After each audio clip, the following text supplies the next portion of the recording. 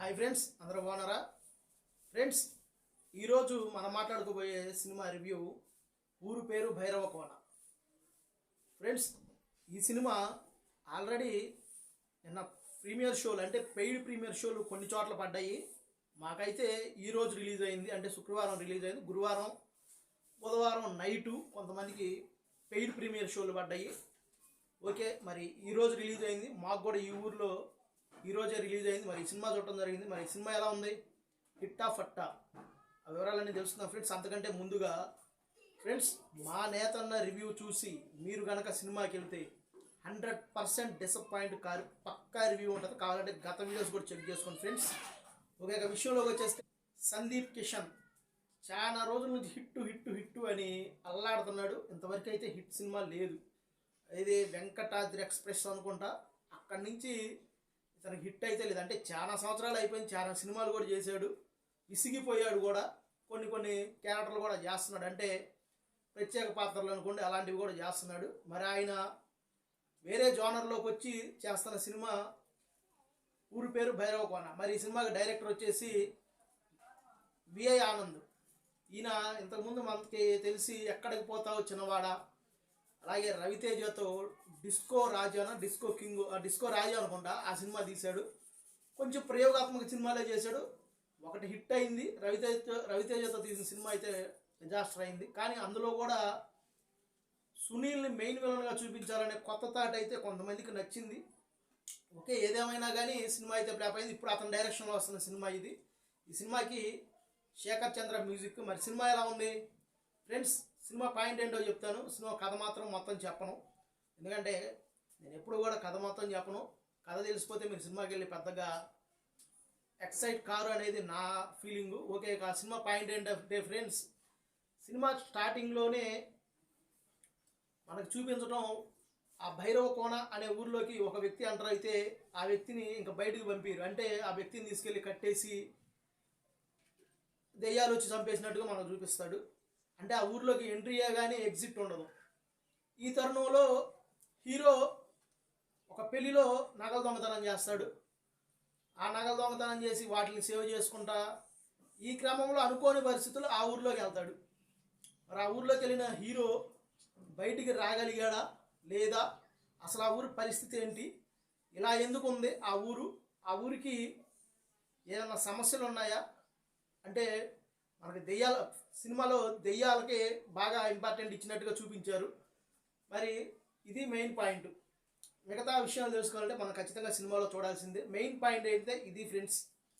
మరి సినిమా ఎలా ఉంది ఫ్రెండ్స్? ముఖ్యంగా ఈ సినిమాలో అన్నిటికంటే ముందుగా మనం మాట్లాడుకోవాల్సింది ప్లస్ గురించి, శేఖర్ చంద్ర మ్యూజిక్. నాకైతే సినిమాలో మ్యూజిక్ అయితే బాగానే ఉంది అని అనిపించింది. బ్యాక్గ్రౌండ్ మ్యూజిక్ కూడా చాలా బాగా చేశాడు. కొంచెం సినిమాని మనం చూడటానికి ఇంట్రెస్ట్ వచ్చిందంటే మాత్రం బ్యాక్గ్రౌండ్ మ్యూజిక్ అనే చెప్పొచ్చు. సినిమాలో పాటలు కూడా బాగానే ఉన్నాయి. ఇక ఆ తర్వాత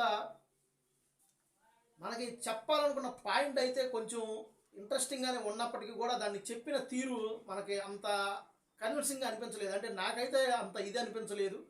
గరుడ పురాణంలో 4 పేపర్లు మిస్ అయినాయి, అది ఇదేమని చెప్తుంటారు, కానీ వానికి సరైన ఇది అంటారు చూసారా, ఆ ఇది మాత్రం మనకు చూపించలేదు. అలాగని చెప్పి బ్యాడ్గానూ తీయలేదు సినిమాని, కొంచెం ఇంట్రెస్టింగ్గానే తీశారు.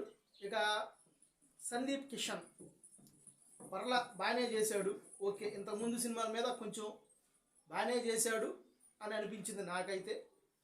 మరి ఇక హీరోయిన్లుగా ఇద్దరు చేశారు ఇందులో. సో ఓకే అనిపించారు. కామెడీ టైమింగ్ కోసం కొంతమంది ఉన్నారు, అంటే వీళ్ళు పేర్లు కూడా సరిగా గుర్తురావట్లేదు ఫ్రెండ్స్. బ్రహ్మాజీ గారు పోలీస్ ఆఫీసర్గా చేశారు, వెన్నెల కిషోర్ గారు, ఇలాంటి వాళ్ళు అందరు ఉన్నారు. వైవా హర్ష ఇప్పుడు సుందరం మాస్టర్ హీరోగా చేస్తున్నాడు కదా, అతను కూడా ఉన్నాడు. వీళ్ళందరూ ఉన్నారు కామెడీ ఆర్టిస్టులు. కామెడీ ఓకే అనిపించింది ఫ్రెండ్స్. మరి మైనస్లు లేవా అంటే సినిమాలో మైనస్లు కొన్ని ఎక్కువగానే ఉన్నాయి. సినిమాని ఎక్కడ కూడా అద్భుతమైన ఇంట్రెస్ట్తో చూపించలేదు. భయపడే సన్నివేశాలు పెద్దగా ఎక్కడ కూడా అనిపించలేదు. దీన్ని మనకి పేరు వేసినప్పుడు డైరెక్టర్ పేరు విఐ ఆనంద్ ఫ్యాంటసీ అని చెప్పేస్తారు. ఫ్యాంటసీ అంటే కొంచెం మనం ఎక్కువగానే ఊహించుకోవచ్చు. కానీ అంత ఓవర్గా అయితే లేదు, అలాగని చెప్పి తక్కువగా కూడా లేదు, ఓకే అని అనిపించేలా ఉంది ఫ్రెండ్స్. డైరెక్టర్ పరంగా కూడా కొంచెం తప్పులు చేశాడు అని అయితే నాకైతే స్పష్టంగా అనిపించింది. ఎందుకంటే ఫస్ట్ హాఫ్ వరకు సినిమా ఓకేగా అనిపించినప్పటికీ ఇంటర్వ్యూల్ సీక్వెన్స్ అంటారు కదా, ఇంటర్వ్యూల్కి రావడానికి ముందు సినిమా మంచి ఇంట్రెస్ట్గా ఉండిద్ది, బాగుండిద్ది ఆ సన్నివేశం. ఈ మధ్య ఏ సినిమాలకు వచ్చినా కానీ మీరు గమనిస్తే ఇంటర్వ్యూల్ సీన్ మీద పెట్టినంత శ్రద్ధ తర్వాత సీన్ల మీద ఉండట్లేదు, క్లైమాక్స్ మీద కూడా ఉండట్లేదు. ఇంటర్వ్యూల్ సీన్ బాగుంది, అదిరిపోయే లెవెల్లో ఉంది. ఫస్ట్ హాఫ్ వరకు అయితే అదిరిపోయింది అని చెప్పుకోవాలి. ఫస్ట్ హాఫ్ వరకు ఓకే, ఏదో జరగబోతుందని మనం అనుకుంటాము, కానీ సెకండ్ హాఫ్లో మాత్రం కొంచెం తేలిపోయిందని నాకైతే అనిపించింది. క్లైమాక్స్ ఎక్స్పెక్టెడే ఓకే అని అనిపించింది. కథని నడిపించిన తీరు అంత ఇదిగా లేదు, అతని టాలెంట్కి తగ్గట్టుగా అతను నడిపించలేదు అని నాకైతే అనిపించింది. ఎందుకంటే ఎక్కడికి పోతావో చిన్నవాడ బాగా తీశాడు, డిస్కో రాజా సినిమా అట్టర్ ఫ్లాప్ అయినప్పటికి కూడా ఒక వెరైటీ పాయింట్తో సినిమాని వచ్చి బాగా నడిపించాడు సినిమాని, కానీ ఇది అంత ఇదిగా నడిపించలేదు. సందీప్ కిషన్ బాగా చేశాడు, హీరోయిన్లు ఓకే అనిపించారు, కామెడీ బాగానే ఉంది, సినిమాలో అన్నీ బాగానే ఉన్నాయి, కానీ సినిమా అబ్బా అని అనిపించేలాగా మాత్రం లేదు, డిసప్పాయింట్ చేసే విధిగా కూడా లేదు. దానికి ఒక కారణం ఏంటంటే ఫ్రెండ్స్, మనందరం మైండ్లో విరూపాక్ష సినిమా మీకు గుర్తుంది కదా, సాయిధరం తేజ్ నటించింది, సాయి తేజ్. ఈ సినిమా ప్రకటించినప్పుడు కూడా మనందరికీ ఏంటి మళ్ళీ అదే కాన్సెప్ట్తో సినిమాలు చేస్తున్నారా అని అనిపించింది. ఆల్మోస్ట్ ఒకవేళ ఆ సినిమా రాకపోయి ఉంటే ఈ సినిమా బ్లాక్ బాస్టర్ హిట్ అయ్యేదేమో అని అనిపించింది. సినిమా అయితే ఓకే బాగానే ఉంది, ఒకసారి అయితే ఖచ్చితంగా చూడొచ్చు ఫ్రెండ్స్. ఎక్కడా డిసప్పాయింట్ చేసే అంశాలు లేవు, కానీ అలాగని చెప్పి ఎగ్జైట్ చేసే అంశాలు కూడా ఏమీ లేవు.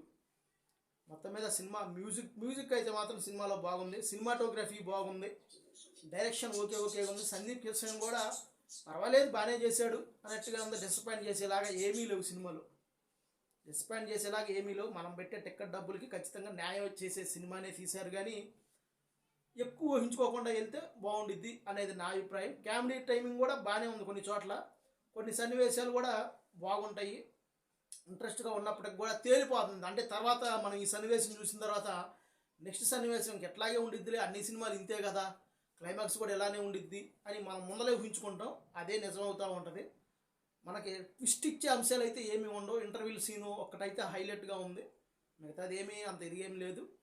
అట్టగా డిసప్పాయింట్ చేసే ఇది కూడా లేదు. ఓకే ఫ్రెండ్స్, మరి ఇట్లాంటి సినిమాలు థియేటర్లోనే బాగుంటాయి, ఎందుకంటే ఓటీటీ దాకా కాకుండా కొంచెం హర్రర్ టైప్ సినిమాలు, మాయల సినిమాలు కాబట్టి మనకి థియేటర్లో ఆ సౌండ్ ఎఫెక్ట్కి వాటికి బాగుంటాయి. నేనైతే థియేటర్లో చూడగానే చెప్తున్నాను, ఎందుకంటే డిసప్పాయింట్ అయితే చేయదు సినిమా మిమ్మల్ని. ఓటీటీలో చూస్తే ఇట్లాంటి సినిమాలు అంత మజా ఉండవు కాబట్టి థియేటర్లకే బాగుంది అన్నాను. ఓకే ఫ్రెండ్స్, ఇప్పటికైతే ఇదే మా రివ్యూ అయితే ఇది. మా రివ్యూ చూసి కనుక మీరు సినిమాకి వెళ్తే, ఒకవేళ సినిమా చూసి వచ్చి మా రివ్యూ చూస్తే ఖచ్చితంగా నచ్చిద్ది అని నేనైతే అనుకుంటున్నాను. ఒకవేళ నచ్చితే లైక్ చేయండి, నచ్చకపోతే డిస్లైక్ చేయండి. మా ఛానల్ని సబ్స్క్రైబ్ చేసుకోవడం మాత్రం మర్చిపోకండి. ఇప్పటికైతే ఇంతే, మరొక వీడియోతో మళ్ళీ కలుస్తాను. బాయ్.